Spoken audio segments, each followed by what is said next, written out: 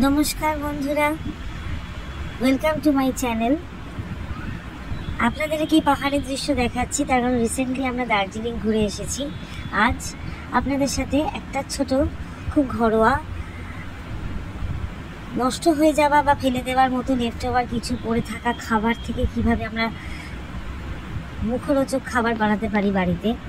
বৃষ্টি তো হয়েই চলেছে, বৃষ্টি থামার নাম করছে না, সেই জন্য একটা পকোড়া বানানোর রেসিপি আপনাদের সাথে শেয়ার করব। টুকিটাকি অনেক কিছু শেয়ার করে থাকি, মনে করে চ্যানেলটা সাবস্ক্রাইব করে দিতে ভুলবেন না।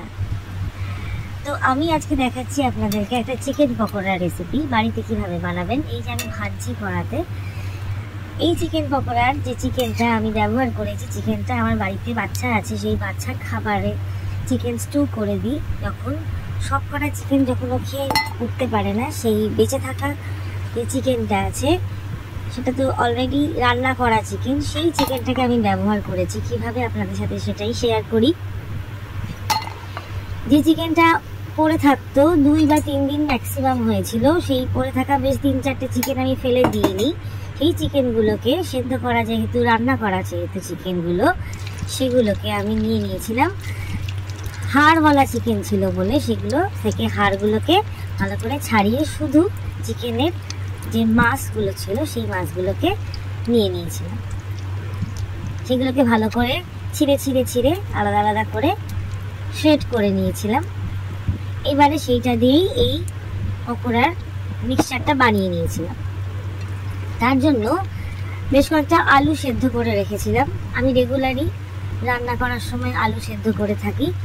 সেই আলু সেদ্ধগুলো 2-3টে এখানে ব্যবহার করেছি। আলু সেদ্ধর সাথে আপনারা চাইলে ডিম সেদ্ধ ব্যবহার করতে পারেন। অনেক সময় ডিম সেদ্ধ যদি পড়ে থাকে বাড়িতে, খাওয়া হয়ে ওঠে না, সেই না খেয়ে খাওয়া যে ডিম সেদ্ধ বাড়িতে, সেটাও এখানে ব্যবহার করে নিতে পারেন। আলু সেদ্ধ খোসা ছাড়িয়ে আলু সেদ্ধ এর মধ্যে হাত দিয়ে চটকে নিয়েছিলাম। আর এই মিক্সচারটার মধ্যে দিয়েছিলাম একটা বড় পেঁয়াজ, ছোট ছোট করে একদম মিহি করে কুচিয়ে দিয়েছিলাম।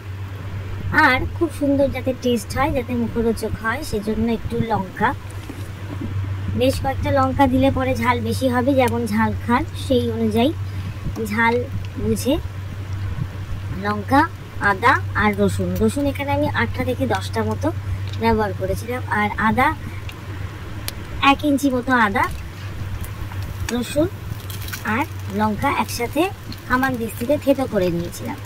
নিয়ে এর মধ্যে দিয়ে দিয়েছিলাম, আপনারা চাইলে এর সাথে টমেটোও অ্যাড করতে পারেন। তাহলে আলু সেদ্ধ, আদা, রসুন, পেঁয়াজ আর কাঁচা লঙ্কা দিয়েছি। আর দিয়েছি একটু নুন, স্বাদ মতো, যেমন লাগে, যেমন নুন খান সেই অনুযায়ী নুন দেবেন। আর চাইলে আরেকটু যদি ভালো টেস্ট করতে চান, তাহলে আমিও ব্যবহার করেছিলাম গোলমরিচের গুঁড়ো, খুব ভালো লাগে। সর্দি ভাব থাকলে গোলমরিচ খুব আরাম দেয় গলায়। আর যদি চান, বড়রা যদি খান, বাচ্চারা যে দেওয়া উচিত নয়, গরম মশলা গুঁড়ো একটু ব্যবহার করে নিতে পারে। এই সবকটি ইনগ্রেডিয়েন্টস দিয়ে ভালো করে চটকে নিয়েছিলাম। আর একটুখানি দিয়েছিলাম কর্নফ্লাওয়ার বা ময়দা, যেটা খুশি আপনারা ব্যবহার করতে পারেন। দিয়ে বেশ আঠো মতো একটা মিক্সচার বানিয়ে নিয়েছিলাম। সেই মিক্সচারে ভালো করে হাতের মধ্যে নিয়ে চেপটে করে চ্যাপটা করে আকার দিয়ে আস্তে আস্তে ডুবো তেলে, এই যেমন ভাজি, আঁচটা বড় করে, যদিও সেদ্ধ করা চিকেন, কোনো অসুবিধা নেই, যাতে সুন্দর করে লাল মতো ভাজা হয়। যেমন খুশি শেপ দিতে পারেন। আপনাদের কাছে যদি কুকি কাটার থাকে, তাহলে কুকি কাটার দিয়ে নানান রকম shape, heart shape, star shape, smiley shape, যেমন খুশি শেপ দিয়ে বাচ্চারা যদি খেতে চায় সেরকমভাবে। দেখুন লেফট ওভার খাবার দিয়ে কেমন সুন্দর একটা পকোড়া বাড়িতে বানিয়ে নেওয়া যায়। আর বাড়িতে বানানো খাবার সবসময় খুব ভালো, সুস্বাদু হয়ে থাকে, আর হেলদি তো বটেই। এখানে আমি সাদা তেল ব্যবহার করছি, আপনারা চাইলে সর্ষের তেলও ব্যবহার করতে পারেন বা যে কোনো সয়াবিন অয়েল ব্যবহার করতে পারেন, যেটা আপনাদের পছন্দ। একটু লাল করে ভেজে নিয়েছি। এখানে দারুণ সুন্দর করা যায় এই চিকেনটা। আপনারা চাইলে টাটকা চিকেন, মানে বাজার থেকে কেনা কাঁচা চিকেন দিয়েও করতে পারেন। সেক্ষেত্রে লো টু মিডিয়াম আঁচে ভেজে নিতে হবে। দেখুন বন্ধুরা, আমি এবার ভাজা হয়ে গেছে, বেশ লাল লাল করে ভেজে নিয়েছি। সেই ভাজাগুলোকে আস্তে আস্তে আমি কড়া থেকে তেলের মধ্যে থেকে তেল ছেঁকে তুলে নিচ্ছি। রসুনটা একটু বেশি দিয়েছিলাম যাতে স্বাদে মুখরোচক হয়, আর বর্ষার দিনে তো একটু বেশ টেস্টি টেস্টি খাবার বা ভাজাভুজি খেতে বেশ মজা লাগে।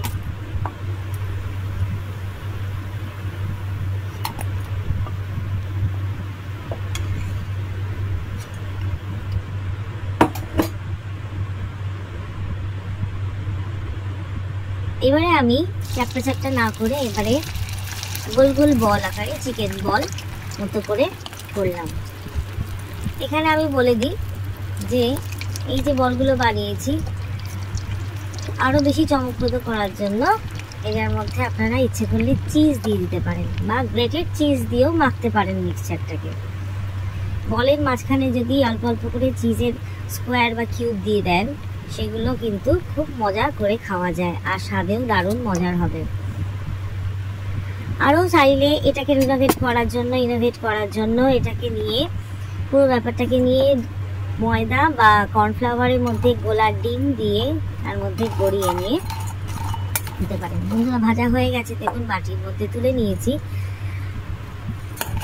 আওয়াজটা শুনতে পাচ্ছেন, খুলতে দিয়ে যখন নাড়ছি কি মচমচে হয়েছে। এবার আপনাদেরকে একটু একটু করে টুকরো করে করে দেখাই, দেখুন।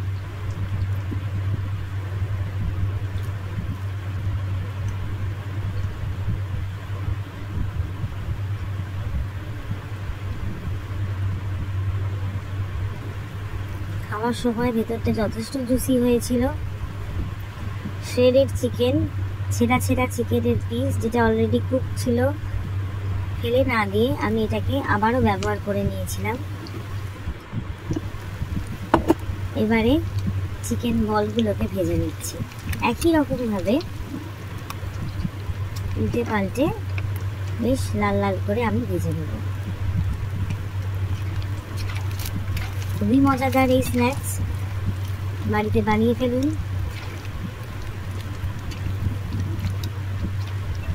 এর সাথে আপনি চাইলে আরও কিছু সবজিও অ্যাড করতে পারেন, যেমন গাজর, বিনস বা ক্যাপসিকাম, তার সঙ্গে ছোটো ছোটো করে একদম মিহি মিহি করে কাটা বাঁধাকপিও দিয়ে দিতে পারেন, যেটাকে Manchurian, veg Manchurian, chicken Manchurian বলের মতো হয়ে যাবে।